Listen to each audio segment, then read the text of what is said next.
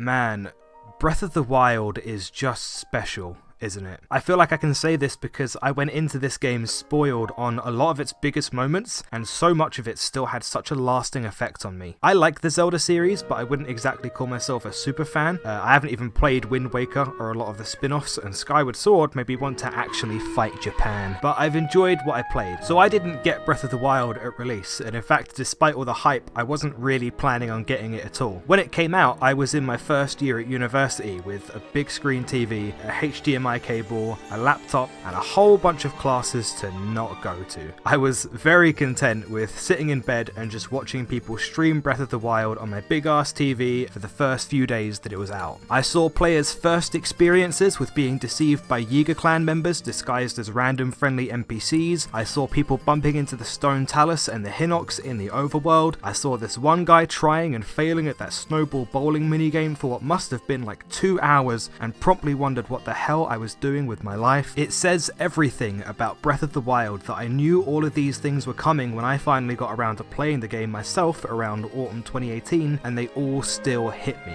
Before I go on, hello and welcome to my 10,000 subscriber special. Now, hearing me say that might sound a bit weird if you're also looking at my current subscriber count. All I can say is that things have really taken off for me lately at the time of recording. I revealed at the end of my video last month that I wanted to talk about each of the 4 games that I've ever rated 10 out of 10 at every major subscriber milestone leading up to 100,000. That means 10,000, 25,000, 50,000 and 75,000. When I did so, I'd just recently passed 10,000, and since then things have just kind of kept snowballing way past my expectations. So not only is this video going to seem like it's a bit overdue, but the next one to celebrate 25,000 subscribers is also probably going to seem like it's coming quite late, because I already had plans for exactly what I want to produce next month, and I still don't really want to mess around with my schedule and just move stuff about just for the sake of pushing it out as fast as possible before I even have a chance to reach the next milestone. I think the end of July sounds like the first chance I'd really get to release it without messing with my release schedule, so maybe I'll do it then. Who knows? Plans can change, I suppose. Regardless, yes, this is my 10,000 subscriber special, and Breath of the Wild is a game that I think is a 10 out of 10. I think I should give that just a little bit of context and say that for a while now I've pretty much catalogued every game I play as I play them and given them a rating out of 10. So I've got this whole huge list of games that I've played, and I've only ever given 4 of them 10s, and maybe one day, should a dark spirit possess me and I develop a sudden craving for passive aggression from strangers online, I'll release it publicly. Let me make it clear that when I say that I think Breath of the Wild is a 10 out of 10 game, that is not me saying that I think it's a perfect game, because a perfect game doesn't exist. Striving for supposed perfection in any game or any piece of art is stupid in my opinion, and we shouldn't reserve the highest possible score for whatever meets our incredibly flimsy metric of perfect. Breath of the Wild is a game that has some obvious flaws, and I'm going to talk about them over the course of this video. I'm also going to show them on screen, and then slowly zoom in on them, and then I'll just sit there and think about them for a while. Yeah. I hate that. When I'm evaluating how I would rate a game out of 10, what I'm looking at more so than anything is what I think that game is trying to accomplish and how effectively I feel it accomplishes it. I think that's where the 10 for this game comes from. Finally, this is a subscriber special, so more so than going into detail on every aspect of this game, I'm going to be talking about the things that really matter to me, and I hope you'll indulge me if I get just a little bit anecdotal and personal over the course of this video. Perhaps along the way you'll hear a silly joke or two that makes you laugh, or at the very least a little quip that makes you go So I've said before in previous videos in a number of different ways that I think the most powerful thing a video game can do is give you stories, experiences that are unique to each player. If giving a player stories is what makes a game special, and it is, then Breath of the Wild is video games the book.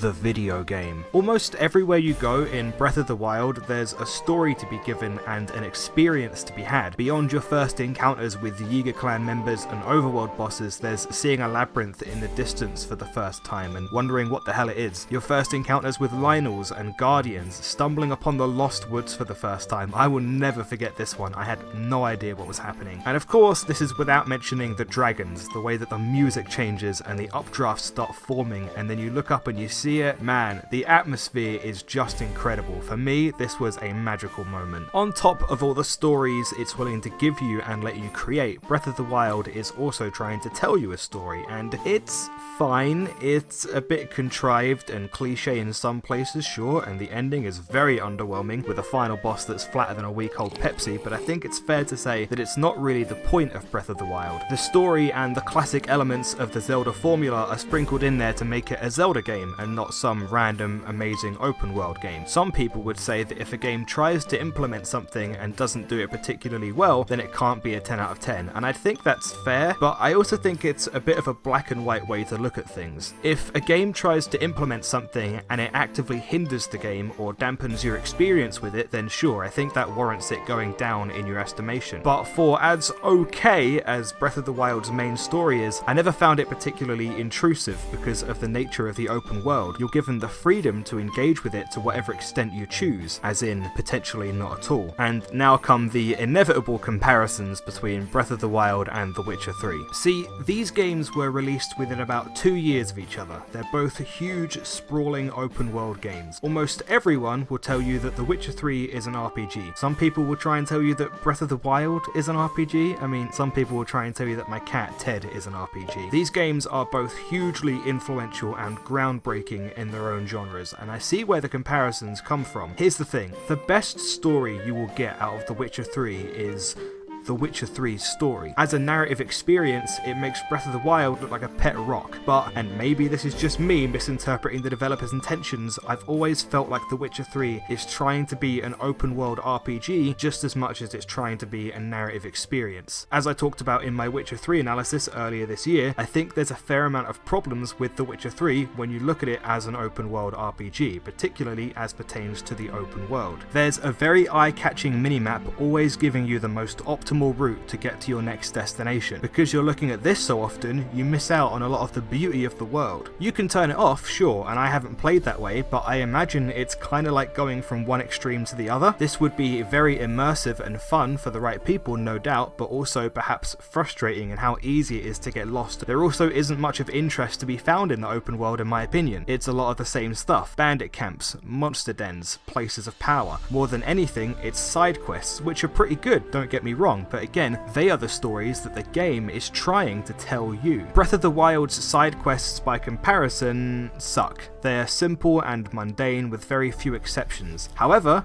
and this is going to sound completely asinine to some people, I don't think that matters that much. Yeah, because I don't think Breath of the Wild cares about side quests that much, and I think that's okay. See, unlike The Witcher 3's good side quests, Breath of the Wild's side quests are very rarely linked to any kind of meaningful progression. I think the game rarely ever makes you feel obligated to do side quests. There are no level ups or stats. At most, there's usually decent equipment to be gained that you can also find elsewhere. I think they're intended as a fun little extra bit of content that you can take or leave. I don't think their existence as a below average facet of Breath of the Wild makes the game any worse, because they're not intrusive at all in my opinion. Maybe I'm crazy for that. See, what I think Breath of the Wild is really trying to do is give you a sense of exploration and discovery by crafting a beautiful open world and just letting you do your thing in it. And when you compare how Breath of the Wild does that to The Witcher 3, well, now The Witcher 3 is a ball in a cup. The world is so densely packed with amazing things, different things that you can interact with in so many different ways. I'll get into the game's exploration and options a little bit later, but as far as giving me a sense of freedom and discovery is concerned, Breath of the Wild is hands down the best game I've ever played. I mentioned in my Witcher 3 video that I think The Witcher 3 has a bad case of ludonarrative dissonance. To give you the short version, for those who don't know, it's basically a bit of a buzzword thrown around by us smart asses who play video games. It's basically referring to a disconnect between a game's narrative and the things you can do in the game. The Witcher 3's plot revolves around a desperate search to find someone who has catastrophic powers before they're captured by an evil threat who want to use said powers for evil. There's a sense of urgency around this search. You need to find this person before it's too late. The world is at stake, but at any time you can just saunter off from the main quest and play cards or street fight or die from falling 3 feet.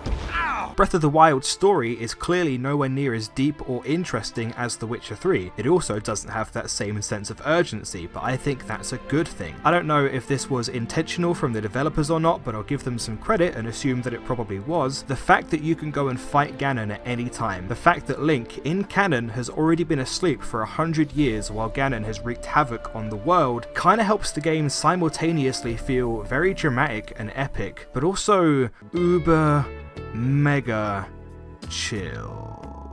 There's this sense that the game and even the characters in the context of the narrative only want you to go and fight Ganon when you're ready. They want you to take the time you need to explore and have experiences, recollect your memories, gain power and collect equipment, and do it when's best for you. Ganon has already been on top for 100 years. What's another 5 minutes in the tub gonna do? Come on, there's still dogs hanging around. How bad could it be? I think whether intentionally or not, Breath of the Wild absolutely nails this conflicting tonality. Because its story is less ambitious, I actually think it suffers from this ludonarrative dissonance far less, if at all. And because of this, I think Breath of the Wild achieves what it's trying to do more effectively than The Witcher 3 does. I think The Witcher 3 is great, but I think Breath of the Wild is the better game for these reasons. When I think about Breath of the Wild and stories, I also can't help but think about how this was the last game I can remember sinking a reasonable amount of time into before I finally tackled my nerves head on and decided to start this very YouTube channel. I'd been wanting to do something like this for a long time. I'd had Word documents and video ideas stashed away on my laptop for literally years, but it wasn't until January of 2019, just a few months after I played Breath of the Wild, that I decided to finally take action. There were a few things that had been holding me back for so long, one of them being that I knew nothing about video editing and wouldn't even know where to start, but frankly the much bigger reason was that I was so insecure about my voice. A lot of people, when I've told them this, have said that no one truly likes the sound of their own voice, but no, this was something different. I hated the sound of my own voice, and I still don't particularly like it now. I've managed to make it a bit nicer for the sake of these videos, I think, but I still don't really like listening to myself back. Couple this with the fact that I was living on campus at university at the time, so while I was recording audio when I started out, not only was I incredibly unconfident and hating every second of it, but I was also always nervous that my flatmates could hear me through the hollow walls and were silently judging me, wondering what the hell I was doing. People I personally know in real life watch these videos. As confident as I am in their quality nowadays, that's still really nerve-wracking for me. It's a very intimate thing. I actively tried to hide this channel from a lot of my personal friends for as long as I could. What I'm saying is that Breath of the Wild is probably about half the reason that I finally gathered up the courage to start doing this. I'll talk about the other half in a minute, but I enjoyed this game so much, it did so much for me, that it served as a reminder that I can't let these things stop me. I would have too much fun talking about video games and just making dumb jokes about them to let my anxieties and insecurities win. It's easier said than done to just get over these things, but after keeping that thought in my mind for long enough, I was eventually able to force myself into it. The other thing is that at the same time I was playing Breath of the Wild around autumn going into winter of 2018, I was also doing something else that was very big and scary to me. Inspired by a module I'd recently been studying on my creative writing course, I decided to try my hand at gigging as an amateur stand-up comedian around London where I was studying. I've always had a passion for comedy. I just think it's a fascinating topic and I love learning about the theory behind it, but I hate talking about my passion for comedy because then you just get a bunch of people either telling you that you just think you're funny or you're not as funny as you think, or hilariously demanding that you tell them a joke. That's not how it works. I don't come down to where you work at Greg's and demand free sausage rolls, do I? Consequently, it turns out that I was pretty good at this whole stand-up thing apparently. I managed to get myself on a free-to-attend show in Camden, and after my set, the compere, the main host of the show who introduces all the acts, came back on stage to remind the crowd that that was my first ever performance, which prompted a second round of applause, which obviously was like really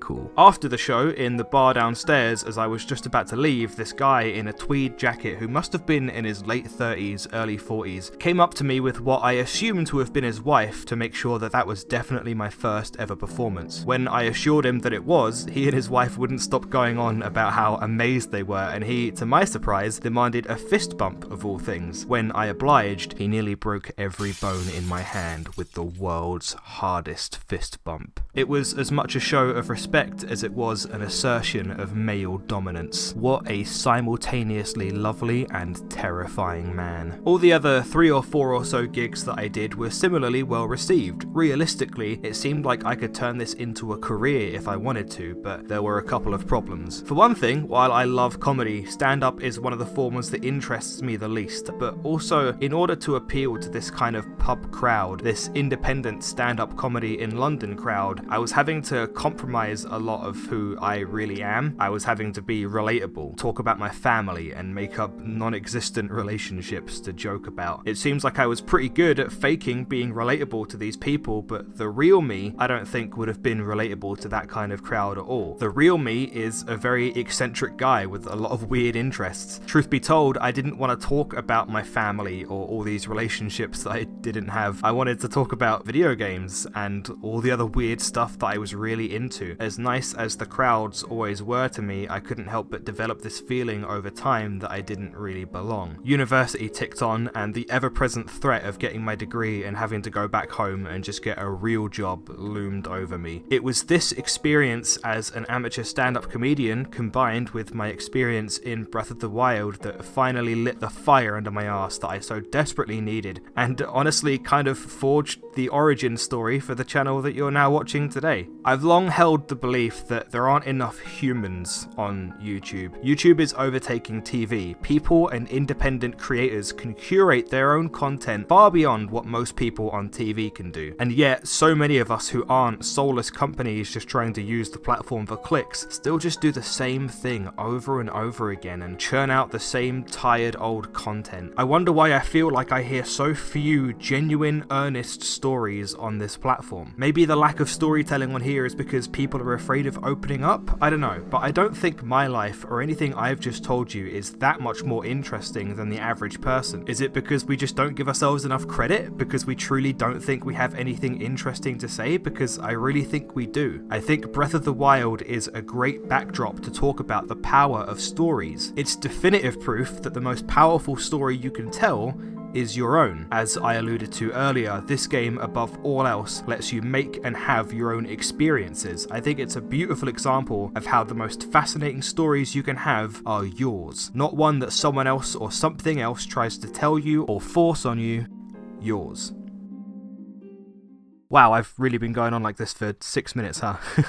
I guess I should talk about Breath of the Wild again. When you stick balloons to things, they float! Whoa! Physics! Breath of the Wild's in-depth physics system is a huge contributor to players having unique experiences. It's the reason there's so many different ways to interact with the world around you. You can use stasis on objects and hit them while they're frozen to literally ride them like shooting stars. You can freeze enemies solid and blow them off cliffs with a Korok leaf, and as I just mentioned, you can strap octo balloons to almost any object in the game and watch it actually float. It's possible, though granted extremely impractical, to make a little airship out of a raft with balloons attached to it. It almost never ends up working out, but the fact that this is even a possibility is so cool. It's also extremely out of character for a Zelda game. Zelda games have never really had any emphasis on realistic physics before. That's not to say their physics have been particularly unrealistic, but it's just very strange and sudden to me, though extremely welcome. It's variables and options in Breath of the Wild that make it so emergent. I think Breath of the Wild is one of the most un-Nintendo games ever made. Nintendo are infamous for being very concerned with accessibility. Breath of the Wild absolutely shatters these conventions. So there's this video by Joseph Anderson called Breath of the Wild, Not Enough Zelda. You've probably seen it. It's got over 1 million views by now. It's a good video. He praises Breath of the Wild for its open world and exploration, saying it's one of the best games he's ever played in that regard, but he's also very critical of it, and I think he brings up a lot of valid criticisms about the game. Combat is easily broken. The divine beasts are underwhelming compared to traditional Zelda dungeons, the boss fights are nothing special, and we'll talk about weapon durability in just a bit. However, as much as I think the points brought up in that video are fair, I also think context is important when talking about a game. It's easy to look at a game in a vacuum and go, this is flawed, this has problems, this ain't too great, and so on. Without context, I think Breath of the Wild might be a 9 out of 10 for me. I don't deny the existence of its flaws, but for one thing, what I said about the side quests earlier kinda holds true for the rest of the game's flaws for me. Weapon durability aside, I don't think they're that intrusive because of the nature of the game, but more importantly, however, is that context. Nintendo had never made a game like this. This was their first attempt at making an open world game on this scale, when that type of game was just starting to really come into its own in the industry. Not only that, it's a Zelda game. They did this with one of their most long-standing and legendary franchises, one of the most legendary franchises in video game history. So not only does Breath of the Wild accomplish being an amazing open world game on its own merits, but it's also Nintendo knocking the genre out of the park on their first attempt, and it's a bold change in direction for one of their biggest IPs. I feel like this is something done so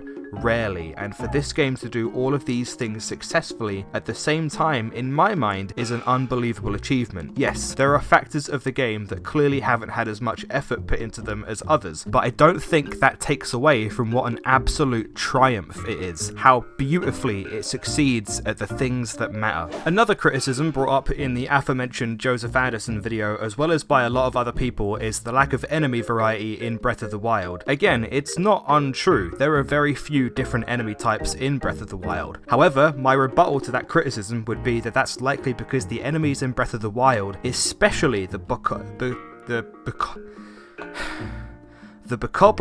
are some of the most detailed and lovingly crafted enemies in any video game ever. The bokoblins have so many different behaviours. They pick up dropped weapons, they set their own weapons on fire, they kick back bombs, and they can ride horses. There's a lot of games where you can interact with your enemies. There's less games where your enemies can interact with you. And then, what about interacting with the world? If you drop a piece of meat in front of an enemy in a frozen area, it can freeze over before the enemy gets to eat it, which causes them to throw a little tantrum, giving you more distraction time than you'd usually have with a lot of other methods. You can block guardian lasers with objects picked up with magnesis. You can use stasis on projectiles used by various enemies for hilarious results. When you look at how complex and intricately designed these enemies are, I think the relative lack of different types is pretty justified. The way that you, the enemies, and the world can interact with each other is just the cherry on top of the layer cake that is built up by Breath of the Wild's open world and freedom and physics system. But just for a moment, I want to return to the base. A hugely critical part of why this open world is so much fun to explore isn't just how many options there are in how you interact with it, but also how many options you have in traversing it. Being able to climb practically anything and having the glider available to you open near infinite possibilities of finding your own way through the world. It should also be noted that Breath of the Wild absolutely does not have the same minimap problem that The Witcher 3 has. You combine all of these things together and you start to see how Breath of the Wild isn't just an open world game, it's a sandbox, which is something that I don't think you can really say for, say, The Witcher 3. It suddenly starts to have less in common with The Witcher 3 and more in common with Just Cause 3. Or Basildon at night. The variables present in the game and the options available to you are beautifully embodied in the game's opening area, the Great Plateau. The Great Plateau is a large part of the reason that I say Breath of the Wild is the most un-Nintendo game ever. Think back to the tutorials you've had fed to you by so many other Nintendo games and compare them to the Great Plateau. You're told you've got to do a few shrines before you can leave and get the glider. That's it. Have fun, figure the rest out yourself. One of these shrines is atop a snowy mountain. In order to get here, I came at it from a pretty weird angle. I did a lot of climbing and just spammed a lot of healing items to offset the damage I was taking from the cold. It was a memorable moment for me because it was tense. I barely made it to the shrine before dying and running out of resources, and it was my own experience. The far more traditional way to do this is to make a recipe that gives you cold protection and use magnesis to reform a bridge that clears a pretty nice path up the mountain for you, but I never even came across this my first time around. So many other Nintendo games, when you make it to that bridge, would have obnoxiously pan over to show you that there was a missing panel, and maybe even show you the panel itself, very unsubtly telling you, hey, here's what you have to do. But Breath of the Wild doesn't do that. It lets you discover things for yourself, and it lets you potentially miss things. This is very missable, and that's great. It makes things feel earned, and it hugely increases replay value. Shrines seem a bit divisive. Some people malign that they're too simple and easy, or too many of them are the combat shrines where you fight a single guardian. Some people also say too many of them are simple freebies like the ones you get from doing most of the shrine quests. There's a lot of one-offs, sure, and the argument I used earlier for side quests and other things can't really hold up here because the shrines are definitely linked to meaningful progression. The best way I can think to defend the fact that I really like them is by first saying that I thought a lot of the shrines that were intended to be little bite-sized puzzles were really cool, and despite what other people might say, I really thought for the most part that they had just the right level of challenge for a wide audience. Compound this with the fact that there's so many cool alternative ways to solve the shrines and skip large parts of them by playing around with the Sheikah Slate and physics system. In the shrine Ancient Trifecta, you're supposed to maneuver yourself around the room to the end on this central pillar with a whole bunch of magnesis trickery. Alternatively, you can just blow yourself up on top of a box to shoot yourself over the barrier. The game rewards you for experimentation and ingenuity, perhaps a bit too much in some cases, which definitely come about due to oversights in design, but I think that's cool. I think it's another one of Breath of the Wild's totally acceptable flaws. I say that because I do think the context argument comes into play here. This is a game that was having to try and do so many huge things at once, and because I think it succeeded in them so greatly, I honestly think a couple of lazy shrines or ones that are easily broken is forgivable. Outside of the historical context around this game, you've also got to consider time constraints and budgetary limitations. I know it's sacrilege in some circles of game discussion to suggest that a game having flaws is okay, but I think we could all stand to be a bit more understanding of the development process and to get a good grasp of what's actually feasible. In my mind, Breath of the Wild already succeeds as an amazing open world sandbox game on its own merits, as Nintendo's first ever attempt at the genre on this scale, and as a brave change in direction for a legendary franchise. Is it reasonable to also expect Witcher 3 level side quests and over 100 shrines that all offer complex and interesting puzzles? I don't necessarily think so. Not to mention that I just think some of the shrines are really cool. I wish I could give you a more concrete reason as to why I don't draw issue with blowing myself up to propel myself halfway across a room 50 times over, but hey, maybe it's something to do with all those unreturned emails to Jackass. The final piece of the "it's a bit of a problem but Brad doesn't think it's that bad" puzzle is weapon durability, which I will concede I can't really defend with either of the arguments I've used against the game's other flaws. It's a big part of the game, it is intrusive, and I feel like it must have come up during playtesting. Surely it can't have been a hard thing to fix. Weapons do break very regularly, most would argue too regularly, and I think they'd be well within their rights to do so. However, it frankly just didn't bother me that much. I feel like I eventually got to a point where I was just numb to it. I learned to not get attached to any weapon, no matter how sparkly and cool it may seem, and I kind of enjoyed the feeling of constantly having to be resourceful and adapt and use different ones. I think the fragility of weapons is a great reinforcement of how dangerous and wild this world is. Until you get the Master Sword, you don't have a safety net, no one sole weapon that you can rely on time and time again. I found that kept me on my toes and kept me thinking about my resources. That being said, I can totally see where it frustrated a lot of players. There's any number of things that could have been done to offset this problem, like say a repair mechanic, but hey, it's just another one of those things that I don't deny is a flaw, but one that really didn't negatively impact my enjoyment of the game. By now, I hope the only pseudo-critical analysis nature of this video is coming through loud and clear. I can try and justify my opinions all I want, but I'm not even trying to make this a review or whatever. A lot of it is simply down to perspective, expectations, and any manner of other intangibles, right? Hell, a huge factor in my extremely high opinion of Breath of the Wild is based on my interpretation of what the developers' intentions with the game were. I very much doubt it, but maybe I was wrong. Maybe the game was trying to be a narrative experience on the level of The Witcher 3, and if that were were the case, then I'd consider it a pretty abject failure. Maybe my perception of The Witcher 3's design intentions were completely off base, and the game really wasn't that concerned with giving you an open world with lots to discover in the first place. There's no way to objectively quantify these things. All we can do is look at the games themselves, the context surrounding them, developer comments and interviews and so on and so forth, and make our own conclusions based on that. But said conclusions are going to differ from person to person. It's subjective. It's opinions. Funny how that works. A couple last things I want to touch on. I briefly mentioned earlier that I agree that the divine beasts are underwhelming compared to traditional Zelda dungeons. I appreciate that they tried something new, and the idea of going inside these giant animal-shaped machines is really cool, but yeah, it's a shame how they're all so homogenized once you get inside. Of all the things Nintendo does over and over again, I don't think Zelda dungeons were one that were getting stale. I've always loved getting immersed in the aesthetics and layouts of a traditional Zelda dungeon. And then there's those ones that are just dripping in culture and mythology, like the Ancient Cistern or the Spirit Temple. Mwah! I'd really love to see more traditional dungeons come back in the sequel. Maybe we can get one based on UK culture this time. All the enemies could have knives, every second you spend in the dungeon could cost you extortionate rent, it'd be great. The voice acting is certainly something. I thought it was funny how, being a Hylian, you looked grown up so much faster than I did. You've heard the term Spanglish before for people who mix Spanish and English, right? What do we call Americans and Canadians trying really hard to be English? We also found the Guardians, an army of mechanical soldiers who fought autonomously. Americ-English? Americ-English, I think I'm gonna go with that. It's like the culmination of every American who's ever told me that my accent is cute. They want to be us so bad.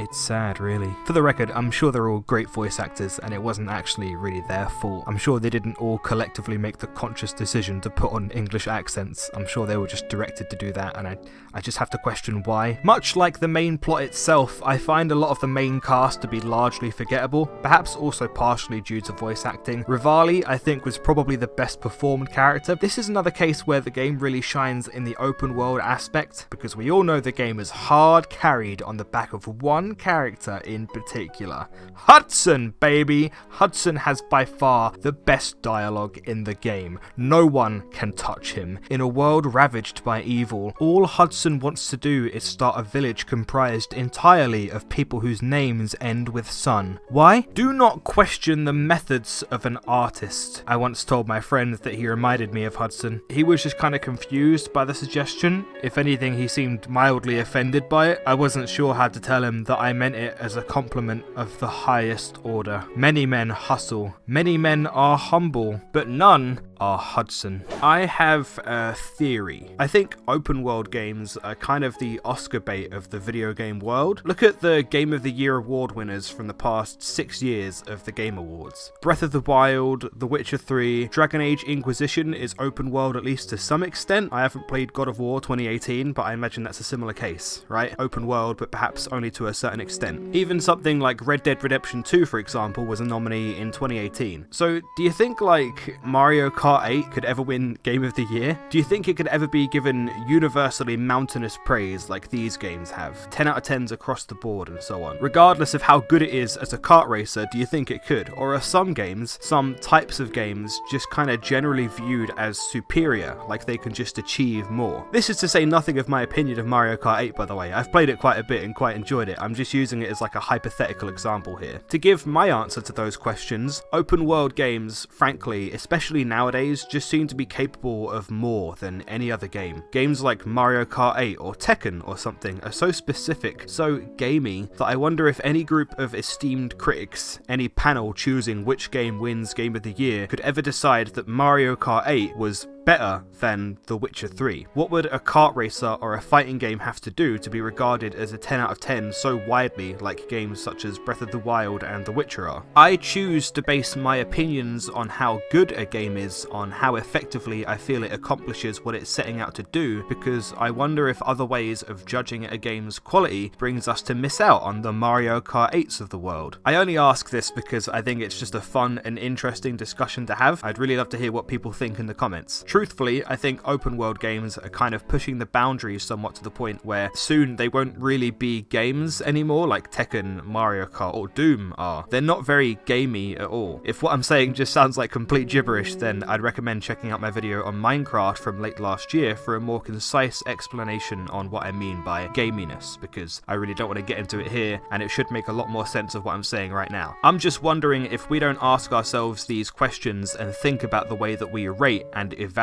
games, are we not doomed to have Game of the Year awards given out to more or less the same thing every time? Regardless, nothing in recent memory, even when keeping all these things in mind, has topped Breath of the Wild for me. I've made it clear throughout the video that while I acknowledge the existence of its flaws, I think a game can be good enough to the point where its flaws have minimal effect on your enjoyment of it. Breath of the Wild is a perfect example of that for me. I think it's a game that is just that good where it matters the most. Hey, so this video got pretty personal and rambly, and honestly I really enjoyed making it, like a lot more than I enjoyed making any of my other long form videos, and I think the key reason for that is because I wasn't trying to be a critical analyst or a reviewer or anything like that. It did end up a bit more critical analysis-y than I intended, but I think this is about as truly analytical as the subscriber special type videos are going to get, with one possible future exception. Here above anything else, I was just trying to be a guy giving you his opinion, and I mean that's all I'm ever trying to be, and I try and make that clear in as many of my videos as I possibly can, but I suppose when I'm calling a video an analysis there is some kind of expectation that I'm going to reach some level of objectivity. All the other subscriber specials I'm going to be doing in the future will be more or less like this, and to be honest I'm kind of using it as a test to see how the more personal laid back style where I don't necessarily have a point that I'm trying to get to works, because frankly I don't want to do this analysis thing forever. I don't want to seem like I'm repeating myself too much because I've said this kind of thing in a couple other videos, but I want to say it in one that I feel like a lot of people will watch. This channel was never meant to be primarily a game analysis or game critique channel or anything like that. I like being a critic or an analyst every so often, but it's not all I do, nor is it all I've ever done. I care way more about making people smile and laugh than I do about getting my opinion across or changing your mind on something. That's something that might just happen somewhere along the way. How effective I've been in making you smile or laugh, I obviously can't say. I can only hope somewhat, but that's just what I'm striving for. That's kind of partially why I told the story about my experience as a stand-up comic earlier on, to let you know that this channel was something I started instead of that, because I felt like the real me wouldn't be able to entertain the crowd in a bar or a pub, so I finally decided to start doing this instead, because I wanted to entertain people without being fake about it. This is kind of the downside to blowing up off of one video like I did, because then all of a sudden you're getting kind of pigeonholed into doing that one thing. You know, people assume that that's all you do and that that's all you've ever done. So I do this main series. They're shorter videos under 10 minutes that are just meant to be entertaining and not really informative at all. And some people seem confused by them because I think they have this idea that I'm a video essayist or an analyst or any of these things, and I mean these are things that I've done along the way, yeah, but it's not all I've ever done. So I've changed their name from main series to Fudj's Thesis, which I think is a way better name that way more effectively communicates the kind of silly nature of them. You know, the concept of those videos is that I have an idea or an opinion or a theory about a video game, and it's almost always really stupid, and throughout the video I'm trying to genuinely convince you of my very stupid idea or theory. I love them. They're my passion project. They're by far my favourite thing to do on the channel. I say all this because of what I said earlier about being human on YouTube. I make a very concerted effort to be genuine, which involves reading comments. A lot of creators on YouTube say that you just shouldn't read or ever respond to comments, but I value communication a lot, and I also like getting validation from strangers online, because God knows I don't get it from anywhere in my real life. The problem is that obviously the comments can take a toll. So recently I got this comment, the first one that really got under my skin. I don't think the guy was trying to be rude, but he basically was saying like, hey man, your analysis videos are really good, you should just do that and lay off the comedy. That was an exact phrase used, to lay off the comedy. And he basically went on to point out that my longer, more analytical videos do way better than the main series, now Fudj's Thesis videos, in terms of viewership and whatnot. And I want to say a couple things about that. Firstly, by changing the name of the series and homogenizing the thumbnails, I'm making it clearer than ever what kind of video a video is before you click on it. If you only like hearing me talk at length about games and giving earnest opinions, that's great, then just don't watch the ones where I don't do that. More importantly, I'm not trying to please everyone. I've covered a fair few games over the course of my past few videos that try to please everyone, and then in my opinion, don't end up really pleasing anyone. I'm not trying to make that same mistake. If all I cared about was clicks and money and doing what people want me to do, then I would have made 2 more Smash videos by now. I know it's easy to forget with the state of the site right now, but there are people on here who are genuinely passionate about making cool stuff. Real stuff, I promise you. I'm well aware that the Fudge's Thesis videos get less views than my other stuff, because I think they have less universal appeal than analysis or whatnot. And that's absolutely fine. I'm more than happy to take on constructive criticism and hear people's thoughts on the stuff I do. I love reading comments and being able to communicate with you all. But if all you want is hardcore analysis, then there's just so many other people on this platform who already do that, and I think better than me. Joseph Anderson, who I mentioned earlier, is a great example. Luke Stevens, King K is a channel that I really like. Go check those guys out, because I'm not always going to do what you want me to do, and I'm certainly not always going to do what you expect me to do, trust me. If I wasn't able to make dumb jokes and tell stories throughout these more analytical videos, I wouldn't even want to do them in the first place. I'd have no passion for it. Anyway, I have actually been here for far too long, so don't worry about me, I'm doing fine. You know, reading comments and stuff, it's not taking too much of a toll just yet, and if it ever becomes too much of a problem, then I'll stop. I'll know when to stop, but in the meantime, I just like communicating with you guys. So thank you very much for indulging me if you've listened this far. I promise there won't be a long ending monologue at the end of every video I make. I very much intend on this being the last time you hear this shtick from me. From here on out, I'm just going to do my thing, do what I want, and I hope you guys can respect and appreciate that. The last order of business is obviously Patreon. I just want to say a quick huge thank you to my top tier patrons, Michael Craig, Mike Archer, Andy Angel, Good Chicken, and Captain L. Thank you guys very much. I've recently slashed the prices of both tiers over at my Patreon, so support is appreciated as always. Hugely, in fact. Here's to 25,000, where I'll be talking about one of those Mario Kart 8 style games that I've given a 10, but I don't know how many other people would. Should be interesting. So, for the meantime, I'll see you in June.